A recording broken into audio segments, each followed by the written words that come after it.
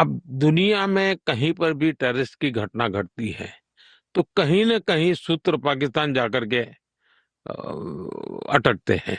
और दूसरी जानिब ट्रंप ने 43 ममालिक के खिलाफ सफारती जंग भी शुरू कर दी, जिसमें पाकिस्तान भी शामिल है। इन 43 ममालिक के शहरियों के अमेरिका में दाखिले पर पाबंदी की तलवार लटक रही है। मोदी साहब ने पॉडकास्ट में पाकिस्तान को दहशतगर्दी का मरकज करार दिया। मेरे प्रधानमंत्री बनने के बाद मैंने मेरे शपथ समारोह में पाकिस्तान को स्पेशली इनवाइट किया था ताकि एक शुभ शुरुआत हो। इज्जत दी गई और उसके नतीजे के अंदर जो इन्होंने किया वो आपके सामने है और अब ये खुल खेल के मामला आ गया। बिल्कुल नरेंद्र मोदी ने उस वक्त के वजीर आजम नवाज शरीफ को बुलाया और उनको एक डायलॉग हुआ, हल्की फुल्की गपशप थी, 2014 की बात है, लेकिन उसके बाद वो कहते हैं जी बीट्रे कर दिया जाता है। सबसे बड़ा जो उनका एबिलिटी है इज नेशनलिस्ट।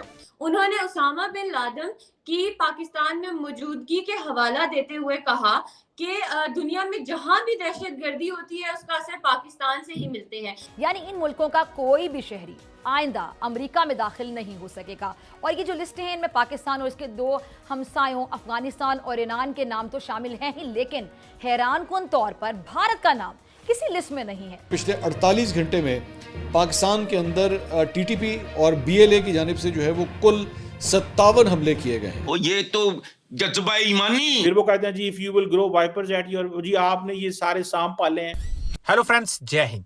हिंदुस्तान स्पेशल में आपका स्वागत है दोस्तों। प्राइम मिनिस्टर नरेंद्र मोदी ने रविवार को American AI researcher Lex Fridman के साथ 3 घंटे का पॉडकास्ट रिलीज किया। प्राइम मिनिस्टर मोदी ने पाकिस्तान, चीन, ट्रंप, विश्व राजनीति, खेल राजनीति और आरएसएस समेत निजी जीवन से जुड़े सवालों के जवाब दिए। प्राइम मिनिस्टर मोदी ने पाकिस्तान को लेकर कहा कि वहां से हमेशा हमें धोखा ही मिला है। उन्होंने कहा कि शपथ समारोह में पाकिस्तान के प्राइम मिनिस्टर नवाज शरीफ को बुलाया गया था, लेकिन शांति की हर कोशिश के बदले दुश्मनी ही मिली। उन्होंने कहा कि पाकिस्तान के लोग शांति चाहते हैं। हम आशा करते हैं कि पाकिस्तान को एक दिन सद्बुद्धि आएगी और वह शांति का रास्ता अपनाएगा। फ्रीडमैन अपने पॉडकास्ट में American president Donald Trump, Tesla CEO Elon Musk, Meta CEO Mark Zuckerberg, Amazon CEO Jeff Bezos, Ukraine के राष्ट्रपति व्लादिमीर जेलेंस्की और इजराइल के प्रधानमंत्री बेंजामिन नेतन्याहू का इंटरव्यू कर चुके हैं। प्राइम मिनिस्टर मोदी ने पाकिस्तान से जुड़े सवाल पर कहा कि पाकिस्तान के लोग आतंक में रहने से थक गए होंगे। लेकिन वो क्या चीज है कि जिससे इंडिया का गुस्सा ही नहीं ठंडा हो रहा? मोदी साहब का गुस्सा ही नहीं ठंडा हो रहा इस चीज से। मोदी साहब क्यों को अच्छे ही नहीं लग रहा भाई, मोदी साहब को अच्छा ही नहीं लगता। मोदी साहब एक ही चीज बोली जा रहे हैं, इंडिया एक ही चीज बोली जा रहा है, पाकिस्तान दहशतगर्दी करा रहा है। भाई पाकिस्तान दहशतगर्दी से मुतासर है। फिर वो कहते हैं जी if you will grow vipers at your, जी आपने ये सारे सांप पाले हैं। भाई ये सांप हमने अकेले थोड़े ही पाले हैं, ये तो अमेरिका ने भी पाले थे, सऊदी अरब ने भी पाले थे, सबने पाले थे। हमारे ऊपर क्यों बात आती है? हम कमजोर हैं इसलिए हमारे ऊपर बात आती है। सो ये जो मोदी साहब की बात है कि जनाब ये सेरेमनी में बुलाया, मोदी साहब लाहौर आए, फिर उन्होंने कहा जी बीट्रे हो गया।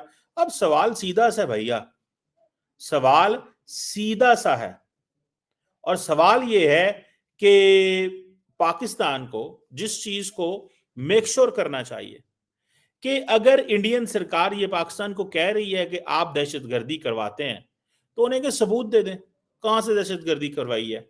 कश्मीर के अंदर पाकिस्तान ने क्या दहशतगर्दी करवाई है? क्या हमने दिल्ली के अंदर कोई करवाई है? कहीं और करवाई है? कहां करवाई है? सो ये जो चीज है ये देखें अमन की। अब फॉर एग्जांपल क्रिकेट नहीं खेलेंगे तो ये कौन कर रहा है?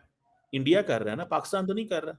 सो सीधी सी बात है, वो समझते हैं कि इस वक्त पाकिस्तान एक अनरेस्ट मोड में है और अनरेस्ट मोड में होने की वजह से this is the best time. ये सबसे ज्यादा जो बेहतरीन टाइम है ना वो ये है कि हम एक काम करें कि हम पाकिस्तान को मुश्किल में रखें। सीधी सी बात है, पाकिस्तान को मुश्किल में रखें, पाकिस्तान के लिए मुश्किलात जो हैं वो रहें और पाकिस्तान इसी तरह कहता रहे जनाब कि ये देखें एक वो जैसे कि ना कि हम मुतासर हैं, बस ये कहता रहे। सो मुझे ऐसा लगता है कि हमें थोड़ी खुल के बात करनी चाहिए। हमारी लीडरशिप क्योंकि बोलती नहीं है, मैं तो सीधी सी बात करूंगा। मैं तो नरेंद्र मोदी के कोई वो उसके बारे में बात नहीं करता। मैं सिर्फ एक चीज बात करता हूँ कि हमारी लीडरशिप नहीं बोलती, हमारी लीडरशिप खामोश, हमारी लीडरशिप को कुछ पता नहीं है, उनकी कोई व्यू नहीं है, उनकी कोई सोच नहीं है, दुआ कुछ भी नहीं है उनका, बस वो बैठे हैं हुकूमत कर रहे हैं, इसके अलावा और कुछ भी नहीं कर रहे। और नरेंद्र मोदी हैं वो जवाब से जवाब दिए जा रहे हैं, ऐसी ऐसी बातें करते हैं कि जब जो उनका दिल करता है उस पर लगे हुए हैं। लेट्स सी क्या होता है इसके आगे, मुझे डोंट नो। साजिद भाई, ट्रंप इंतजामिया का 43 ममालिक पर सफरी पाबंदियां आयद करेगी, इनमें मुस्लिम ममालिक की अक्सरियत है। मैं आपसे ये जानना चाहता हूं, ट्रंप ने अपने पहले दौर में भी, मुझे याद आ रहा है कि बहुत से मुस्लिम ममालिक जो थे उन पर पाबंदियां लगाई थी और 3 एग्जीक्यूटिव ऑर्डर भी उस वक्त दस्तखत किए थे। इस पाबंदी को शायद मुस्लिम बैन कहा जाता था। इस दौर में भी मुस्लिम ममालिक को निशाना बनाना महज इत्तेफाक है या प्लानिंग के तहत यह सब कुछ किया जा रहा है? काबिल एहतराम साजिद तारड़ साहब। थैंक यू भट्ट साहब। मैं 3 चीजें आपके सामने रखना चाहूंगा कि सबसे पहले तो वो जो बैन आप जिसकी पिछले दौर में बात कर रहे हैं, वो बराक हुसैन ओबामा साहब ने वो प्लान तैयार किया था, इन्फोर्स डोनाल्ड ट्रंप साहब ने किया था, और उसकी एक बड़ी सीरियस वजह यह थी कि वहां से ट्रैवल डॉक्यूमेंटेशन, किसी पासपोर्ट को वेरीफाई करने की सहूलतें मौजूद नहीं थी, नंबर 1।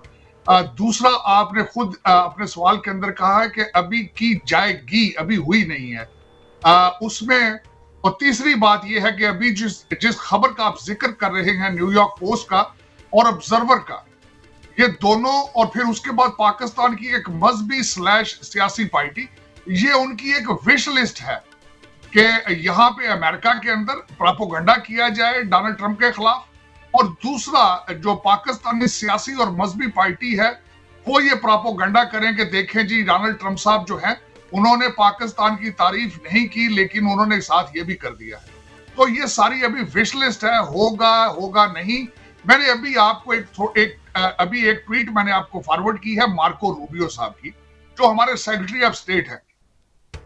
उन्होंने उसके अंदर एक मिसाल दी, और मैं आपको माजी में भी बताना चाहूंगा कि डोनाल्ड ट्रंप 1.0 के अंदर भी सफरी पाबंदी नहीं थी, बैकग्राउंड चेक के ऊपर सख्ती की गई थी, आपके सोशल मीडिया को चेक किया जाता था। तो मार्को रूबियो साहब ने कल जो ट्वीट की है उसके अंदर भी उन्होंने फरमाया ये है कि जो भी, अगर एक मिसाल है, स्टूडेंट यहां आता है, अगर वो अमेरिकन वैल्यूज की रिस्पेक्ट नहीं करता, यहां आके हमास के खिलाफ साथ मिलकर जुलूस निकालेगा, तोड़ फोड़ करेगा, तो हम उसको वीजा उसका कैंसिल भी कर सकते हैं। दर हकीकत इसको मिसाल बट सब ऐसे ही दी जा सकती है, जिस तरह आज आप अफगानियों को निकाल रहे हैं, आपके लिए नेशनल सिक्योरिटी थ्रेट बन चुके हैं वो, बिल्कुल उसी तरीके से यहाँ पे 12 साल की ओबामा लिबरल पॉलिसीज की वजह से बच्चे अब अमेरिका के झंडे जला रहे हैं,